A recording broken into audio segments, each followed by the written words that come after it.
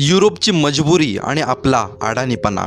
युरोपमध्ये 7 ते 8 महिने इतकी थंडी असते की त्यांना कोट घालणे ही त्यांची मजबुरी आहे आणि आपण गरमीच्या दिवसात खुळ्यासारखा कोट घालून मिरवत असतो। हा आहे आपला अडाणीपणा। फ्रेश जेवण उपलब्ध नसल्याने सडलेल्या आट्यापासून पिझ्झा, बर्गर, नूडल्स खाणे ही आहे त्यांची मजबुरी। पण इतक्या प्रकारच्या भाज्या, मसाले, न्यूट्रिशन युक्त खाणं उपलब्ध असताना सुद्धा पिझ्झा, बर्गर खाणे हा आहे आपला अडाणीपणा। जडीबुटी, आयुर्वेद याचं ज्ञान नसल्यामुळे जनावरांच्या मांसापासून किंवा चरबीपासून औषध बनवणे ही आहे त्यांची मजबुरी। पण आयुर्वेदासारखं महान उपचार पद्धती असताना देखील मांसापासून बनवलेली औषधे खाणे हा आहे आपला अडाणीपणा। पुरेशा धनधान्यांच्या अभावामुळे जनावरांचे मांस खाणे ही आहे त्यांची मजबुरी।